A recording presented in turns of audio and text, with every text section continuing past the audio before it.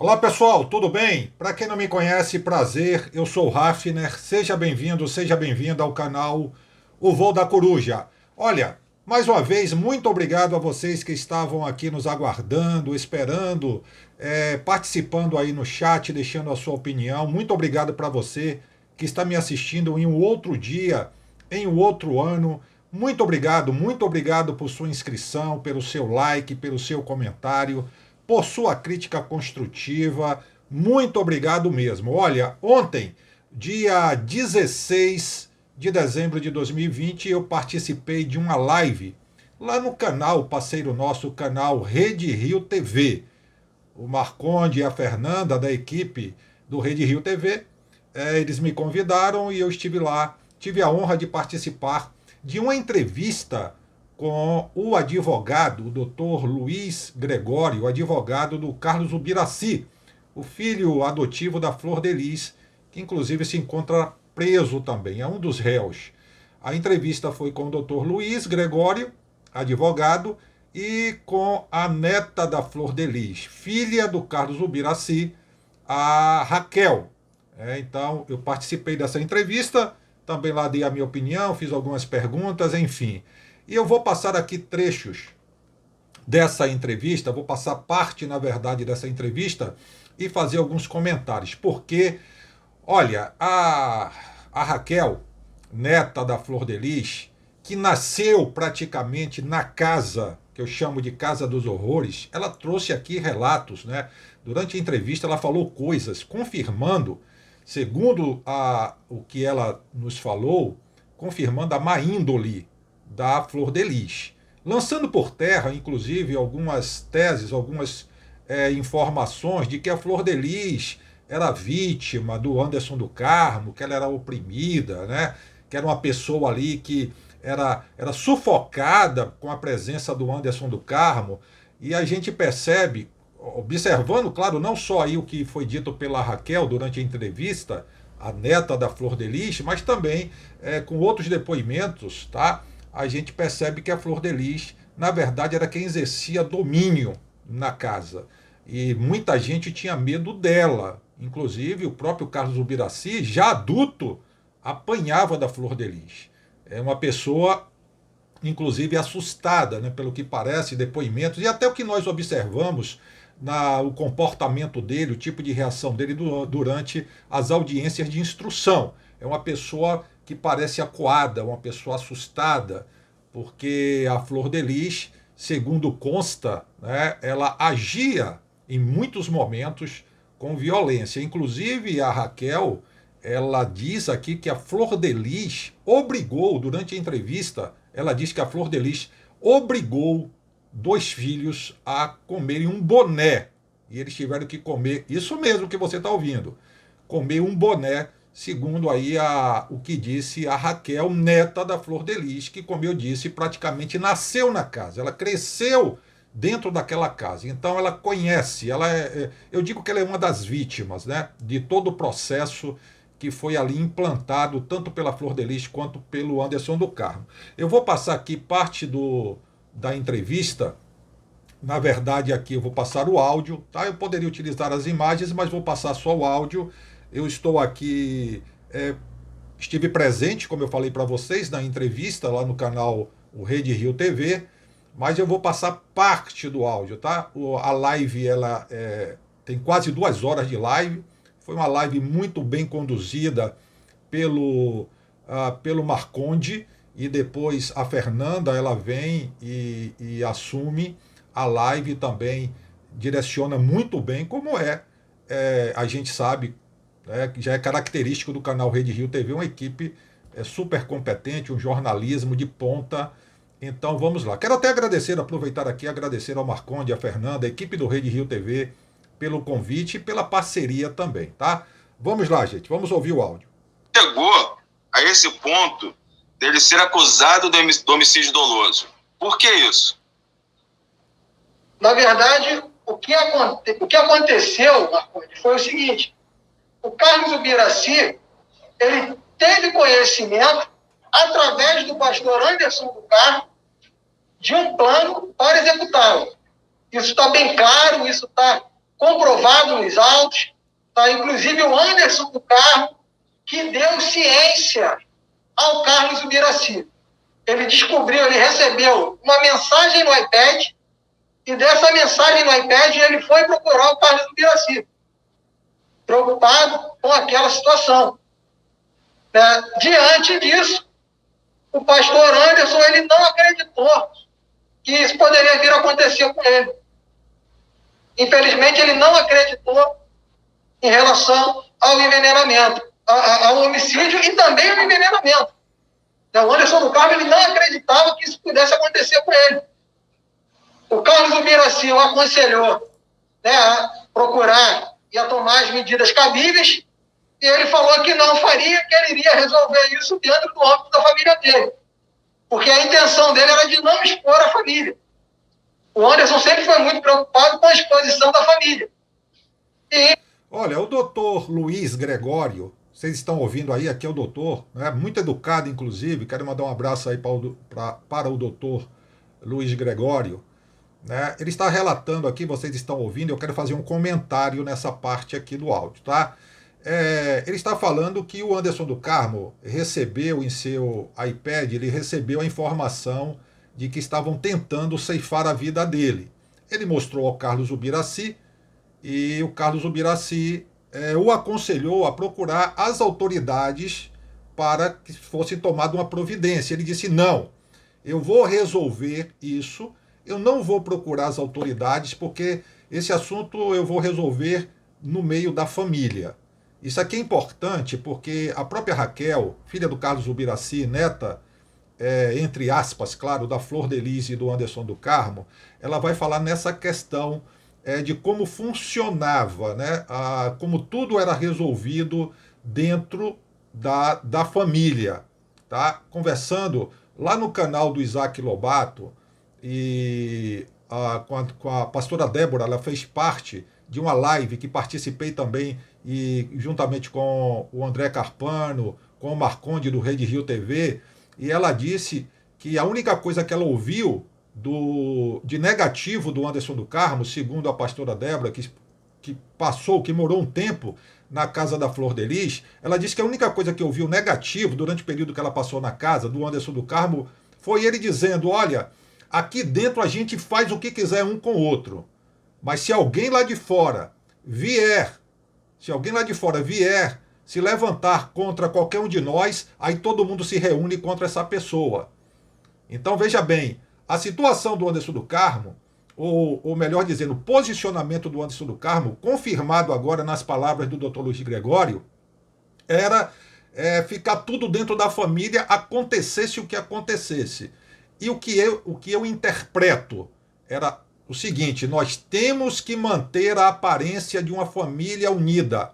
Nós temos que representar, nós não podemos deixar extrapolar que a casa tem conflitos. Então, nem que tudo aqui se arrebente dentro de casa, mas para o exterior, para as pessoas lá fora, para a mídia, tem que parecer que a família é uma família unida, é uma família feliz. E agora, talvez o Anderson do Carmo temesse procurar as autoridades e vazasse na mídia que estava tendo conflito, inclusive tentativa de homicídio dentro da casa. E isso poderia prejudicar a imagem dele e da Flor de Lis. E aí, muita gente que colaborava com a obra, que eu digo que hoje não colabora mais, muita gente iria parar de doar, muita gente ia parar até, quem sabe, de frequentar a igreja, o ministério, e isso em termos financeiros iria trazer prejuízo. Então, eu não vou dizer nada, vamos resolver aqui tudo na família. Vocês percebem que há uma coerência, que há aí uma similaridade entre o que disse lá a pastora Débora com o que está falando aqui o doutor Luiz Gregório, né, de que havia esse comportamento, segundo o próprio depoimento do Carlos Ubiraci, esse comportamento da parte do Anderson do Carmo de blindar a família, ou seja, de não deixar que os problemas da família extrapolasse o âmbito familiar, aquela casa, né, que ficasse tudo resolvido ali dentro. Então, é isso aí. Vamos lá dar continuidade aqui ao áudio desta live. Infelizmente, acabou acontecendo o que aconteceu. que todos sabem. Certo. Covardemente assassinado. Raquel, o que você vivenciou na casa de Flor de Lis? Em relação ao que ela está me perguntando? Não, o que ela vivenciou na casa, como de uma maneira geral. Da sua infância até a fase adulta. Bom, da minha infância, assim, antes dela entrar na MK, era mais ou menos, eu era tratada igual as meninas, né? Porque como vem... Pode ficar, relaxa. Ela está um pouco nervosa, tá, Marconde? Imagina, pode... Raquel, é sem frescura. A gente está conversando aqui sem problemas. Estamos só eu e você aqui. E mais algumas pessoas assistindo. Não fica tranquila. É só você falar a verdade. O que você vivenciou? Você teve uma infância normal, brincando na casa. Quer dizer, normal não tem como ser com 50 pessoas morando, mas dentro da medida possível. Como é que foi a sua infância? Então, desde o meu nascimento tem esse negócio, né, de ela deixa bem claro que ela gosta mais de um e menos de outro. Por que eu tô te dizendo isso? Porque no meu nascimento ela não deixou meu pai ir e acompanhar. No meu nascimento eu não tinha uma roupa para vestir. Foi uma moça que conheceu minha mãe lá no hospital e foi lá e comprou uma roupa para mim. E vocês estão vendo aqui a Raquel, filha do Carlos Ubiraci, um dos réus, né? Acompanhada do advogado da família dela, que é o Dr. Luiz Gregório, ela dizendo que desde o nascimento dela, desde a tenridade, a infância, já no nascimento dela, a Flor de Lis não permitiu que o pai dela, o Carlos Ubiraci, fosse vê-la, fosse acompanhar, que ela não teve roupinhas, porque a Flor de Lis não deu. A Flor de Lis não deu assistência. Segundo aqui a fala da Raquel, tá bem? E que a Flor de Lis depois iria usar a imagem dela, minha netinha, minha neta, que tal, que isso, que aquilo. Vocês vejam a gravidade da situação, a gravidade desse caso que está aí, tá? De quem, a verdadeira face da Flor de Lis. Quem é a Flor de Lis sem a máscara da mãe, né? Da mulher altruísta, uma mulher que é um exemplo para a sociedade de alguém que se dedica a crianças abandonadas. Veja que uma menina que nasceu, que é o caso da Raquel, nasce praticamente, claro, não nasceu na casa, mas eu estou dizendo praticamente, né? E ela não permite que o próprio pai que ela adotou, porque quando ela adotou o Carlos Ubiraci, a Raquel fala aqui durante a entrevista, o Carlos Ubiraci tinha 18 anos de idade, tá? Quando ela trouxe o Carlos Ubiraci para dentro de casa, ele tinha 18 anos. Mas a mãe dela, quando foi, a mãe da Raquel, quando foi para casa, tinha 9 anos. 9 anos. Mas o pai dela, da Raquel, e a mãe dela já haviam se conhecido fora da casa da Flor de Lis. Depois eles foram morar e a mãe da Raquel passou a gostar do Carlos Ubiraci, e aí pronto, os dois acabaram ali se relacionando e acabaram se casaram, nasceu a Raquel, mas a Raquel tem toda a autoridade, eu posso assim dizer, de relatar o que acontecia verdadeiramente naquela casa, porque praticamente ela nasceu ali. Então ela pega e traz, ela desmascara a Flor de Lis, essa mulher que, como eu estava dizendo, todo mundo tinha como uma mulher, né, de um coração do tamanho do mundo. Ela foi chamada no programa Amor e Sexo de deusa. De deusa. Essa mulher é uma deusa. E ela gostou do que ouviu.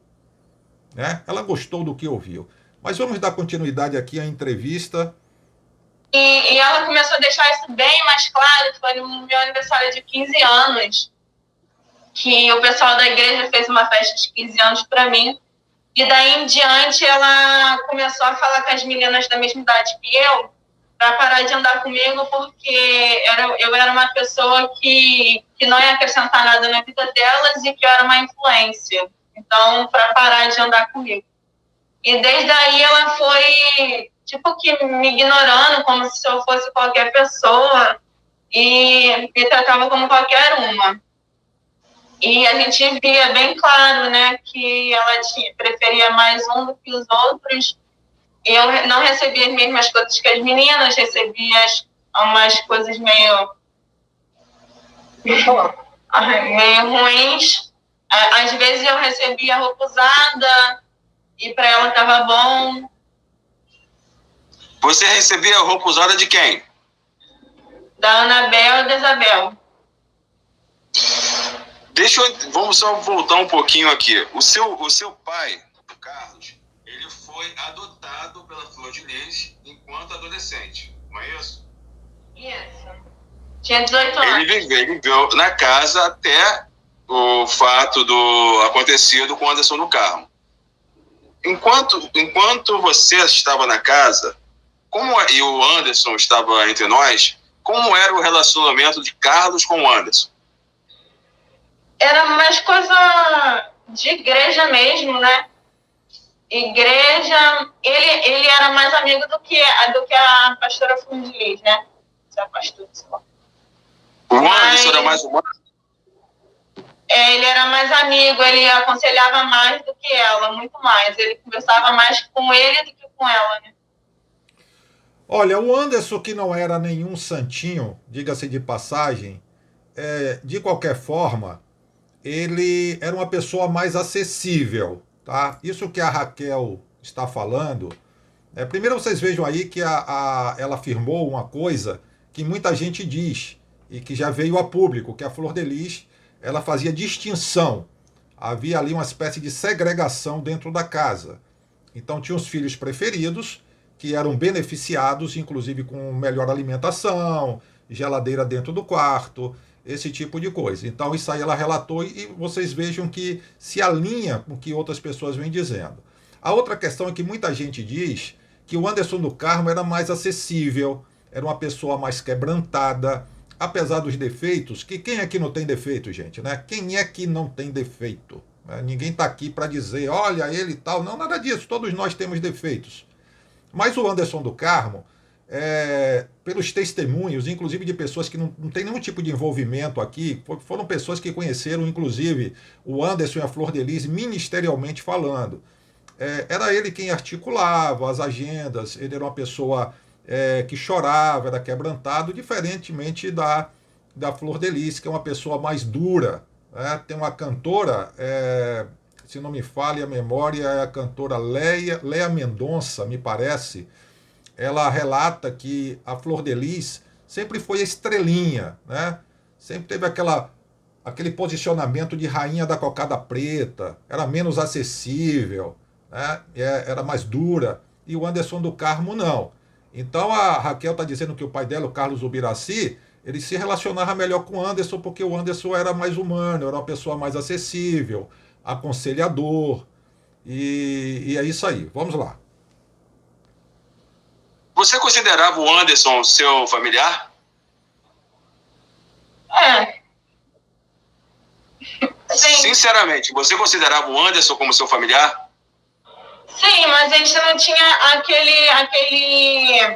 aquele afeto de vovô, porque eles não permitiam isso, não deixavam a gente se achegar, né?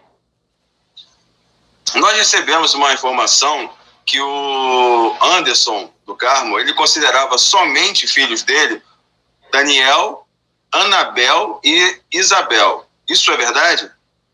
Sim, é verdade. Outro ponto. Vamos abordar uma questão delicada, tá? Seu pai era subjugado pela Flor de Lis? Sim. Era, Raquel? Sim. Ele era... Ele só prestava para coisa de igreja mesmo, e só isso. Tá, mas o seu... o seu pai, ele era submisso à Flor de Lis? Não. Também, se não fosse, né, tinha que ser. Ou era. Tá, a gente sabe que ele tinha uma dependência financeira com relação à Flor de Lis e Anderson. A gente sabe disso, já é noticiado aos 4 ventos. Até sua própria mãe falou que qualquer dinheiro que era necessário teria que se pegar com os dois. Isso você vivenciou também? Sim. Olha, essa dependência, inclusive o doutor Luiz Gregório vai entrar aqui falando da dependência psicológica, essa dependência financeira, dependência moral, dependência psicológica, é típico de quem coloca pessoas como reféns, né? É praticamente, não vou dizer que 100%, mas é quase parecido com cárcere privado. Essas pessoas, a exemplo do Carlos Ubiraci, que não foi só o Carlos Ubiraci, mas como vai ser dito aqui durante a entrevista, foram todos da casa. A Flor de Lis, ela mantinha essas pessoas dependentes dela justamente para isso. Dependentes financeiramente, emocionalmente, psicologicamente, porque é uma maneira de exercer controle e manter essas pessoas presas a ela, porque mantendo uma família coesa, aparentemente feliz, ficava mais fácil vender metaforicamente o peixe dela, tá? Vender o peixe dela para que ela recebesse doações, para que inclusive ela se elegesse, tá? Porque foi por conta dessa imagem de mulher altruísta, de mulher, né, dedicada, de uma mãe ela usou esse slogan, mãe de 55 filhos, para se eleger. Foi justamente passando essa imagem, passando essa fantasia, essa quimera, que muita gente acreditava que era uma realidade, né? Todos nós, na verdade, a não ser aqueles que conviviam ali mesmo, mas todos do lado de fora pensavam que era isso que ela apresentava. E ela conseguiu se eleger deputada federal, a mulher mais votada do estado do Rio de Janeiro. Quase 200 mil votos vendendo essa imagem, né?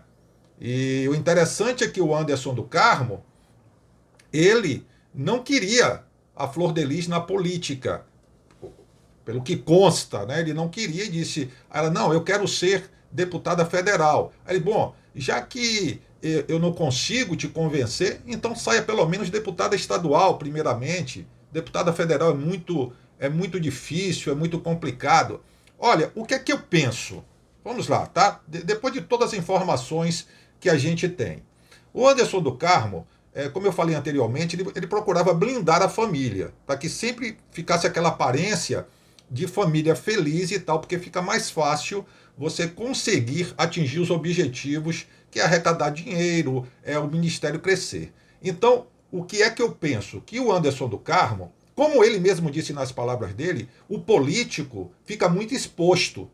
Quando a pessoa se candidata, a pessoa sai do anonimato e se candidata, a vida dele é colocada pelo avesso. As entranhas, as vísceras, né, digamos assim, metaforicamente falando, são colocadas à mostra. E as pessoas começam a investigar, a pesquisar, vamos saber quem é. E talvez o receio do Anderson do Carmo fosse justamente esse. A partir do momento que você se tornar política, as pessoas vão vasculhar para tentar descobrir o que é que tem aqui dentro da casa. Então vamos parar com essa brincadeira. Mas como a Flor de Lis, ela é imperiosa, ela é quem determina, ela é quem manda, ela é que é a rainha mãe, né? E ali a casa funcionava, segundo aqui inclusive a fala da Raquel durante a entrevista, a casa funcionava como uma colmeia, em que todos eram abelhas, trabalhando para alimentar a rainha Flor de Lis, a abelha mãe, a abelha rainha. Então, assim, o que é que acontece? O Anderson do Carmo não queria expor a família. E a Flor de Lis, não, eu quero ser deputada federal. Então, então saia deputada estadual. Porque deputada federal, você sabe, talvez ele pensasse, vai expor mais ainda, vai expor nacionalmente a família. Talvez fosse essa a preocupação dele. Aí ela, não, eu quero deputada federal, deputada federal, deputada federal. E bateu na tecla, ele falou, então tá bem, então vamos lá. E foi, ela se elegeu. Mas se elegeu por conta dessa imagem que ela apresentou de uma mãe de 55 filhos, que de mãe não tinha nada, porque durante os depoimentos a gente percebe que a Flor de Lis não cozinhava como ela dizia que cozinhava, ela não lavava roupa como ela dizia que lavava, muito pelo contrário, né? A própria pastora Débora, que morou lá na casa durante um tempo, diz que ela acordava meio-dia, que ela não vivia mais dentro do quarto. E as pessoas, aqueles filhos adotados, aqueles filhos que não faziam parte da elite, né, que não faziam parte ali daquele grupo que estava ali, né, o suprassumo da família Flor de Lis, tá bem? Os outros trabalhavam ali em regime quase que de escravidão, inclusive de trabalho infantil, forçado, né? Isso tudo tem que ser apurado. Isso tudo tem que vir à tona, tá bem? E a Raquel, volta a dizer, a menina que está aqui dando a entrevista, ela, filha do Carlos Ubiraci, ela traz muitas informações com precisão, porque, imagine, ela chegou recém-nascida para a casa que eu chamo de Casa dos Horrores. Ela chegou recém-nascida, então ela sabe de muita coisa. Mas vamos lá. Gera dependência não só financeira, como psicológica também. A gente já vai chegar na psicológica, tá? Já vou abordar a dependência psicológica. E só para poder complementar o que a Raquel falou, em relação ao que você perguntou, ele era tão submisso a ela, a ponto de que ele precisava de autorização para poder viajar. E muitas das vezes ela não autorizava que ele viajasse com a família. Tá. É verdade que, mesmo adulto, ele apanhava da Flor de Lis? Sim, é verdade. Eu presenciei uma briga até, que ela bateu muito nele e aquilo ficou tanto em mim. Eu tinha uns 6 anos na época. E ela chamou todo mundo, assim, para a sala, botou a gente em roda, assim, botou ele no meio. Mas ela batia muito, batia muito, batia muito. E teve uma hora que ela foi na cozinha, pegou uma panela de pressão e deu na cabeça dele. Aqui no meio da cabeça dele, é até um pouco amassada. Se você for olhar assim, é bem nítido, o meio da cabeça dele, assim, amassado. Tá. Quando seu pai dizia não para Flor de Lis? Não existia de dizer não. Ou é assim ou é assim. Olha o que a Raquel diz aqui. Ela batia até em filhos já adultos. Bateu no pai dela, no Carlos Ubiraci, né? E ela testemunhou a surra que o pai levou da Flor de Lis. A própria Flor de Lis bateu, inclusive, com a panela de pressão no pai dela, segundo aqui vocês ouviram ela falando. Ora, se a Flor de Lis batia em adulto e em crianças, né? E tem partes aqui da fala em que vocês vão ver, né? Que vão ouvir que a Raquel fala sobre ela ter forçado filhos a comerem um boné. Ela obrigou. Tem parte aqui que ela diz que a Flor de Lis mandou bater, levou um dos filhos para a praia com outros filhos e mandou bater e disse, quem não bater, eu vou bater em quem não bater nele. E todos tiveram que bater. Está aqui registrado, né, e o link dessa entrevista completa, né, que depois começa com o Marconde, depois vem a Fernanda, da equipe, ambos da equipe do canal Rede Rio TV. Eu participo, eu faço algumas perguntas também. Então, o link está na descrição deste vídeo. Se você ainda não assistiu, a entrevista completa, e você vai ouvir isso da Raquel, ela falando que a Flor de Lis obrigou filhos, né, alguns filhos a comerem o boné, de que a Flor de Lis levou um dos filhos para apanhar na praia, apanhar dos outros, e que quem não batesse apanharia dela, e outras coisas mais, gente, que, sinceramente, tá? Só, como eu disse, só vem trazer ou jogar mais luz sobre a má índole da Flor de Lis, segundo as denúncias que pesam sobre ela, sobre a Flor de Lis. Tá? São muitas denúncias. Lembrando que a Flor de Lis, ela é ré em uma ação penal no que tange aí a morte do Anderson do Carmo. Ela é a principal suspeita, né, do que aconteceu com o Anderson do Carmo, mas existem outros processos contra ela. Outros processos, tá bem? Inclusive tem muita coisa sendo investigada. Muita gente, e eu creio que muita sujeira ainda virá à tona.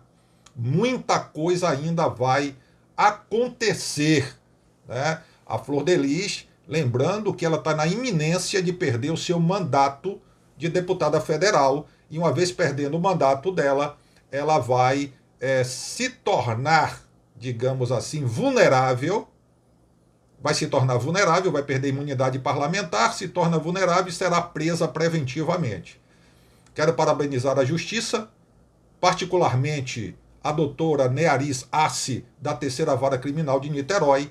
Quero parabenizar mais uma vez a Polícia Civil de Niterói, São Gonçalo e Itaboraí, principalmente a delegada doutora Bárbara Lomba e o doutor Alan Duarte. Quero parabenizar o Ministério Público do Rio de Janeiro também por essa ação que está trazendo à tona toda essa trama, né? Parece um filme de terror, uma novela, porque são muitos casos, muitas situações dentro de um único caso.